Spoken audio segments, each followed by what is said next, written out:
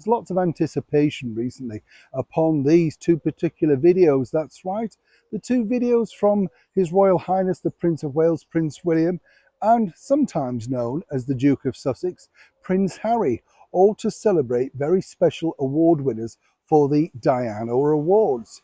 Now, a lot of people, of course, were looking with great anticipation to see what both royals would say, and as ever, many people decided to take sides. It's hard though, isn't it? Because they are both there celebrating their life work of their mother, who would have been 60, as Prince Harry pointed out. It's quite hard to imagine Princess Diana being 60, isn't it? Because it's like everybody, sadly, who passes away at such a young age, they remain always youthful. Diana's image is as big now as it ever was, a bit like many different people. And I don't mean this in a sort of a crude way or anything, but you know, the likes of Elvis Presley, Marilyn Monroe, you know, they just stay in the mind as being in that particular moment. And when you are around London, you know, and you see all of those gift shops and stuff like that, there are so many images of Princess Diana still to this day, literally staring out at you amongst everybody else, of course. And it does seem rather strange because as they've aged, Diana remains eternally beautiful.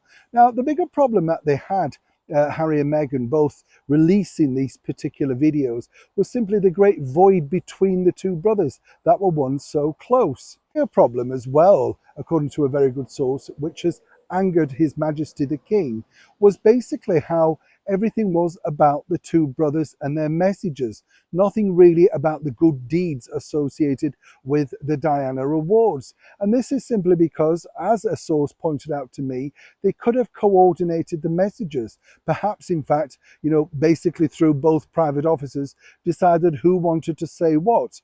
What you had were really two convoluted messages. And again, the people that really should have been focused upon simply weren't.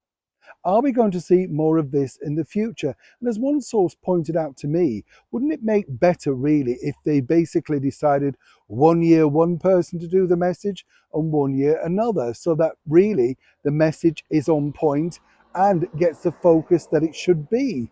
Now, it's a difficult thing, isn't it? Because obviously Princess Diana was mother to both of them. I'm sure she would be appalled to find out the situation that the brothers find themselves in, either way. But the bottom line is now it does appear that her message is lost in the voices of her two sons. Not together, not speaking, but sadly further apart than ever. And as one source pointed out to me inside palace walls, this really is a very watered down version of what they'd hoped to achieve. But it's both truly their own fault. On certain situations, they believe that they should come together, particularly when celebrating their late mother, Princess Diana. As ever, I'd love to know what you think to this particular story. Are they right to do this individually? Or should indeed they put their heads together on these particular occasions and try and cement a united front? Even though we all know behind the scenes, simply they're further apart than ever. Let me know in the comments below. Neil Sean in the very heart of London.